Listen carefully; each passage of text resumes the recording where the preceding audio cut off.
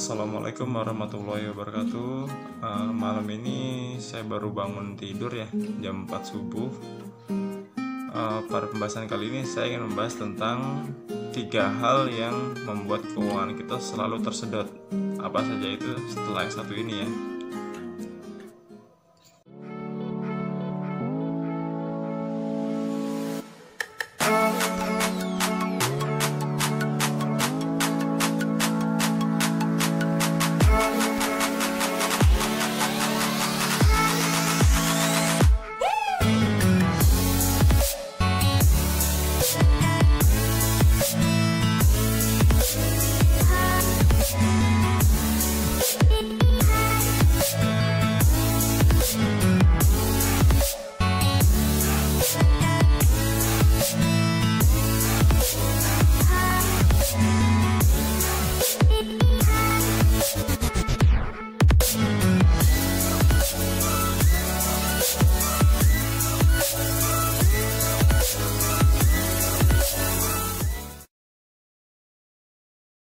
Tiga hal yang membuat keuangan kita sering habis dan terus tersedot adalah yang pertama, bunga bank.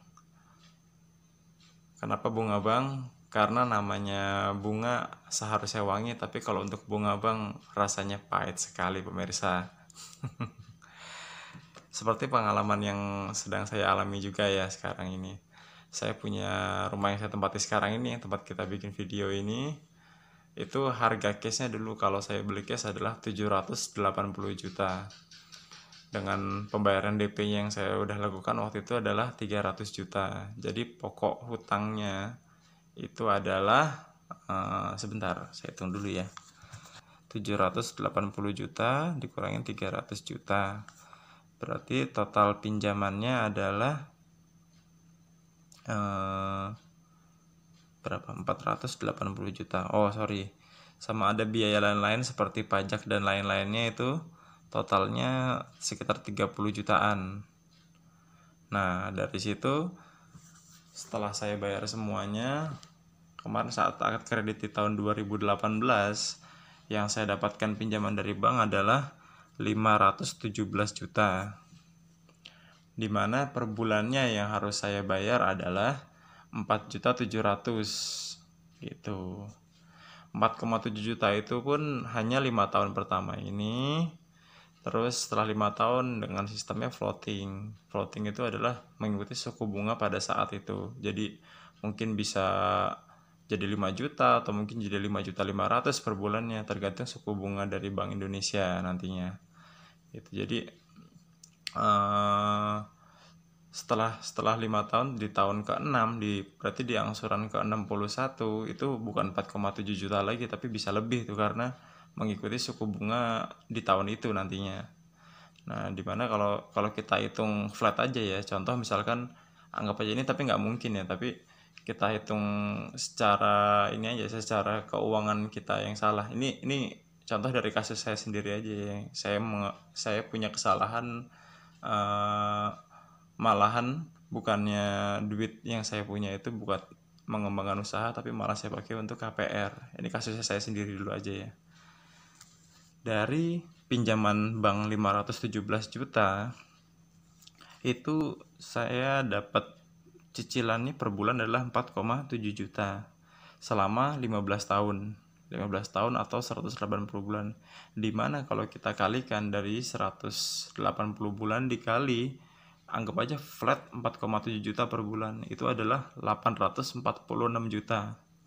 Itu belum ditambah sama biaya apabila ada keterlambatan atau lain-lainnya lah. Keterlambatan bisa, atau biaya lain-lainnya, misalkan seperti kondisi seperti ini nih, itu ada misalkan sampai rumah ini kelelang contohnya, nanti ada lagi biaya lelang tuh, misalkan 6 bulan belum dibayar, akhirnya pihak bank akan menghubungi pihak ketiga, yaitu perusahaan yang mengurusi lelang. Nanti apabila kita mau menolak atau memberhentikan lelang itu pun harus ada biaya lagi.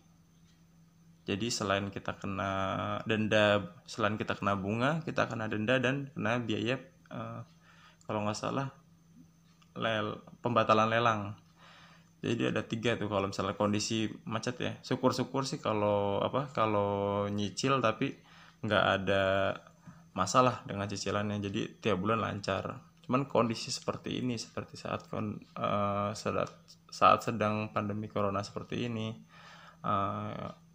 saya sendiri agak was-was sih, karena usaha saya pun yang di bidang furniture sedang berhenti selama 2 bulan ini gitu. Dan otomatis untuk pembayaran KPR ini pun saya tahan untuk kehidupan saya sehari-hari dulu aja gitu. Jadi saya nggak, untuk sementara ini ya bayar KPR nggak saya bayar dulu, tapi saya pakai dulu buat kehidupan sehari-hari saya, karena itu lebih penting daripada bayar cicilan.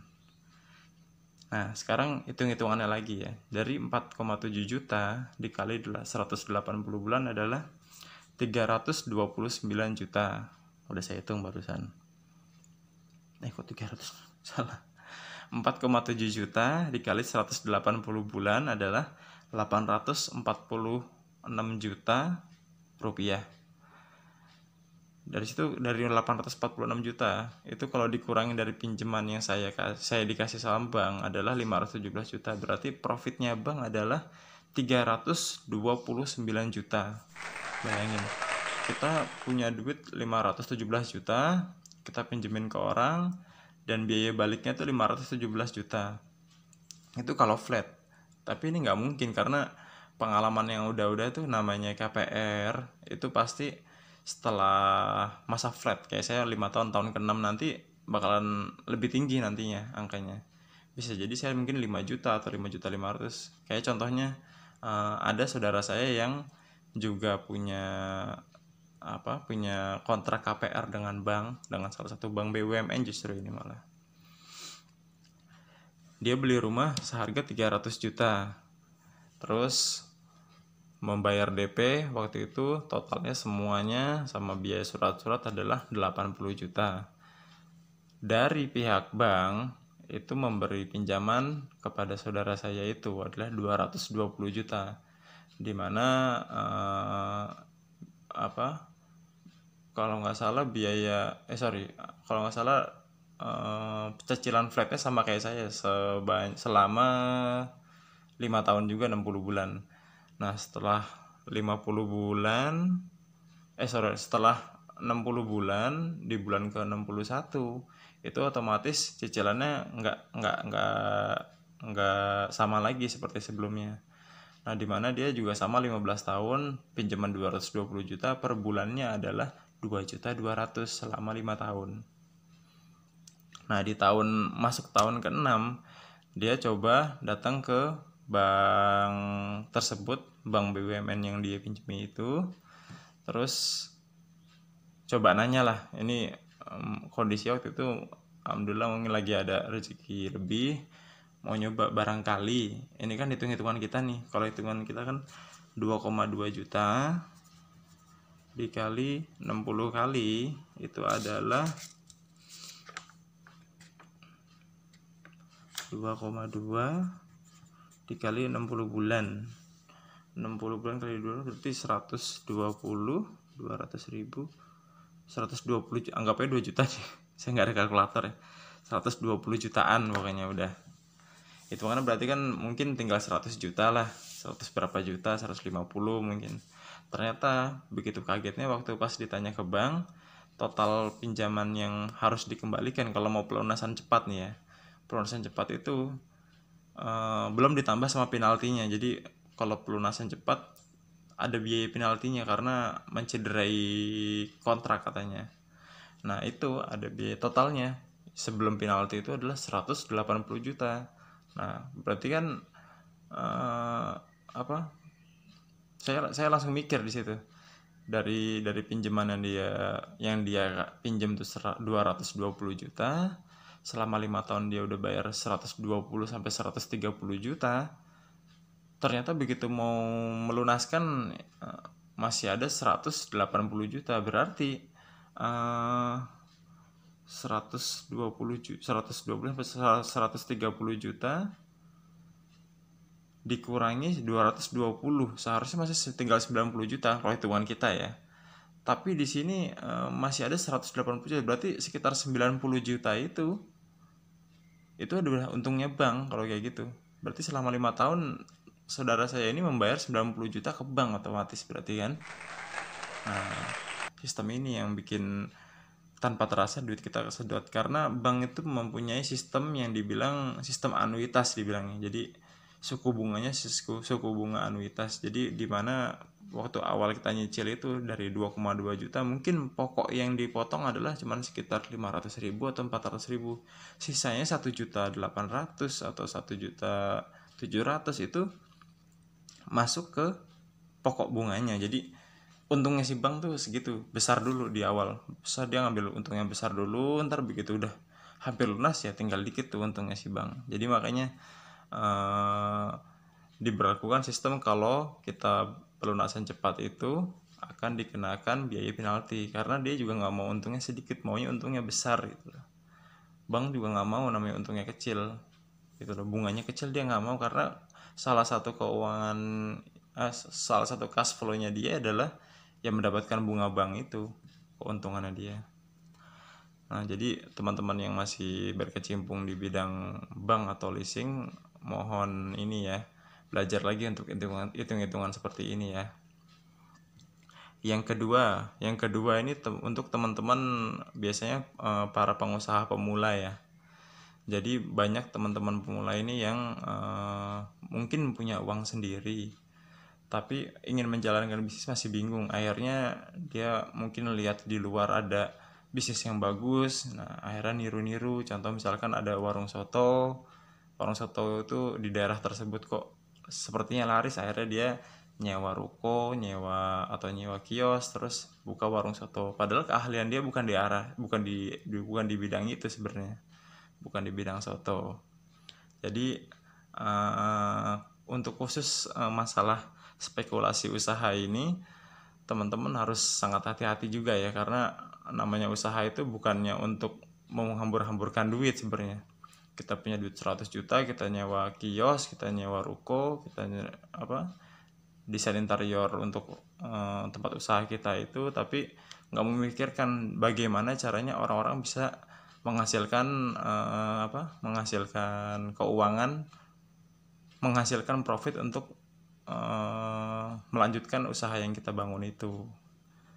Jangan lupa difikirkan itunya juga ya, karena ujung-ujungnya dari setiap usaha adalah tetap keuntungannya. Kalau saya beda, kalau saya usaha itu saya nggak memikirkan tempat, karena kalau tempat itu udah otomatis biaya untuk sewanya udah besar, belum lagi kita harus dekor ini, dekor itu, dekor ini, dekor itu.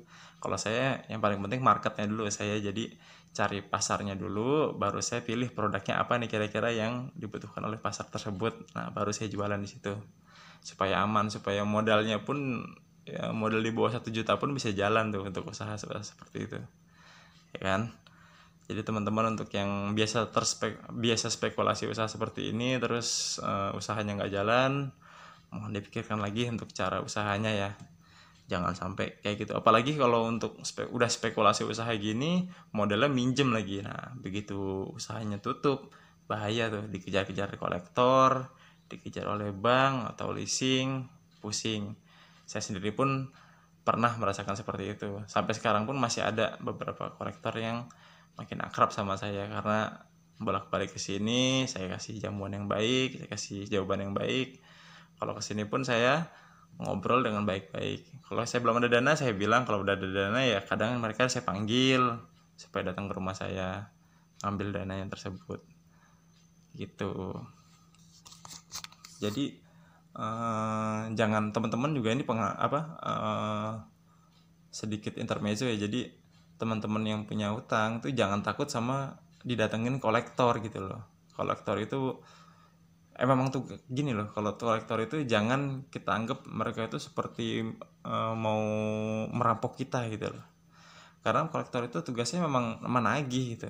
Dia punya tugas dari atasannya untuk menagih kita. Jadi jangan takut kalau ditagih sama kolektor. Justru kita datang, masalahnya apa. Kalau kita belum ada dana, kita bilang apa adanya. Tapi kalau kita udah dana ya kalau memang kita mau mempertahankan agunannya itu ya kita bayar, tapi kalau kita udah nggak sanggup ya mau nggak mau lagi ya agunannya mendingan diselesaikan aja daripada bikin kita pusing. Justru kita harus mutar otak lagi gimana caranya kita bisa mendapatkan profit dari usaha yang baru lagi nantinya gitu. Jadi yang paling utama untuk sebagai wira swasta atau pengusaha ya, kita harus memikirkan bagaimana caranya kita bisa mendapatkan profitnya dulu. Jangan memikirkan kita harus punya ini baru kita mikirin profit. Kalau kayak gitu bahaya.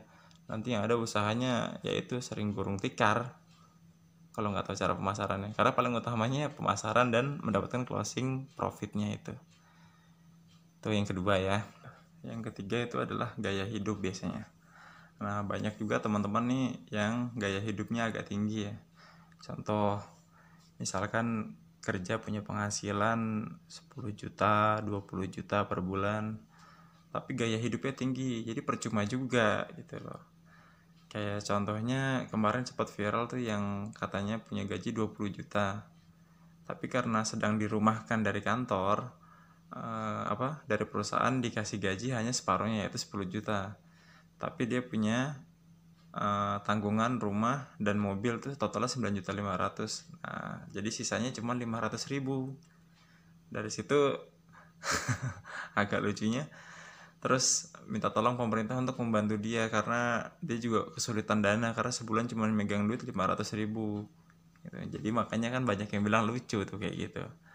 Itu yang pertama. Terus selain itu juga gaya hidup yang tinggi itu, contoh misalkan teman-teman punya gaji besar tapi hobinya tuh jalan-jalan ke tempat-tempat yang menghabiskan dana besar. Contoh misalkan setiap weekend selalu ke mall, menghabiskan duit mungkin 1 juta per satu kali pergi dengan pacarnya mungkin, atau mungkin punya keluarga tapi selalu seperti itu gitu loh. Jadi nggak memplanningkan keuangannya itu tanpa memikirkan tabungannya. Misalkan punya gaji 10 juta, 10 juta itu yang tadi 20 juta contohnya, 20 juta itu gajinya langsung harusnya di keep, misalkan contoh 5 juta untuk tabungan, sisanya 5 jutanya itu tadi misalkan 5 jutanya dan 4.500.000 itu untuk rumah dan mobil udah ada posnya, harusnya dia punya pos lagi untuk tabungan, contoh misalnya 5 juta, sisanya adalah 5.500.000. Nah, bagaimana caranya 5.500.000 itu untuk kehidupan sehari-hari dan keluarga harus cukup gitu. Harusnya punya pos-posnya seperti itu supaya keuangannya nggak berantakan kemana-mana. Jadi saat kondisi seperti ini, teman-teman juga punya backup dana dari tabungan yang selama ini disimpan. Terus selanjutnya juga untuk teman-teman yang biasa ke mall itu juga kalau bisa agak dikurangin deh, karena ke mall juga nggak wajib gitu loh, cuma buat senang-senang doang. Mungkin biasa sebulan tiap minggu ke sana, misalkan sebulan berarti 4 kali, ini cuma 2 kali. Jadi biasakan untuk menabung, tapi jangan lupa juga sedekahnya. Gaya hidup seperti itu. Terus ulang tahun biasanya nih. Ulang tahun itu teman-temannya tahu kita punya gaji besar, terus teman-temannya malas-manasin, ayo dong minta traktir. Boleh minta traktir kayak gitu, tapi dibajetin juga gitu loh. Jadi dibajetin juga teman-teman kantor misalkan, ayo dong traktir gitu.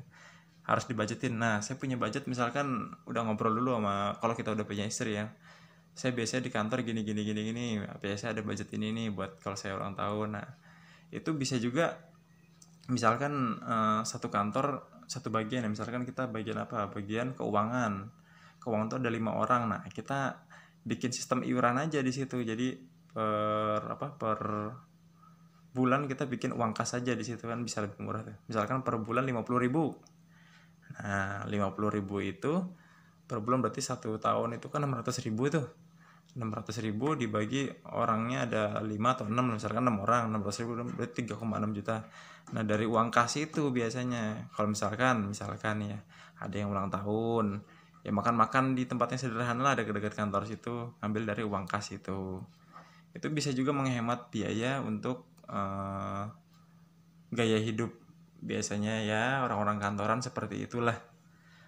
atau mungkin di luar bukan orang kantoran juga, cuman rata-rata sih orang kantoran gitu. Jadi borosnya tuh sebenarnya bukannya dari pendapatan yang kurang, tapi dari pembagian keuangannya itu yang kurang ditata biasanya. Saya heran sama orang-orang yang bekerjanya harian lepas, kayak misalkan kayak contoh yang kemarin beberapa tahun yang lalu kan ada cerita tukang bubur naik haji. Padahal kita tahu sendiri tukang bubur itu kan penghasilannya nggak tetap kan. Mungkin sehari dia dapatnya 200.000, atau mungkin yang selaris-larisnya 500.000, sedangkan modalnya dan capeknya itu mungkin kalau dihitung 300.000. Nah, sehari mungkin anggap aja ya, ini saya bukan merendahkan tukang bubur atau apa ya, tapi kita anggap aja pedagang tuh dapat untung 100 sampai 200.000, atau kita hitung rata-rata adalah 150.000. 150.000 kalau dikali 1 bulan 30 hari adalah 4.500.000. Tapi bagaimana ceritanya kok mereka biasanya pedagang-pedagang ini malah yang lebih sukses daripada orang yang bekerja di kantoran yang gaji bisa di atas 5 juta biasanya per bulan. Karena apa? Karena gaya hidupnya mereka lebih santai, lebih rendah. Pakaian pun mereka biasa aja. Yang penting rapi, masih enak dipakai, nggak perlu brand mereka. Yang penting dipakai masih nyaman, masih enak. Nah, pengetahuan seperti ini harus kita pelajari lagi. Gitu teman-teman. Jadi kita harus harus mereview tentang keuangan kita. Jangan sampai keuangan kita tuh sering tersedot untuk hal-hal yang nggak penting dan yang perlu ditata lagi, terutama untuk kasus nomor satu tadi itu yang tentang bunga bank. Itu yang paling banyak menyedot keuangan masyarakat saat ini. Gitu aja. Saya rasa mudah-mudahan bermanfaat buat kita semua. Semoga Allah Subhanahu wa Ta'ala memberikan kita rezeki yang berlimpah, rezeki yang bermanfaat, dan rezeki yang barokah. Gitu aja. Bila taufiq wal hidayah. Wassalamualaikum warahmatullahi wabarakatuh.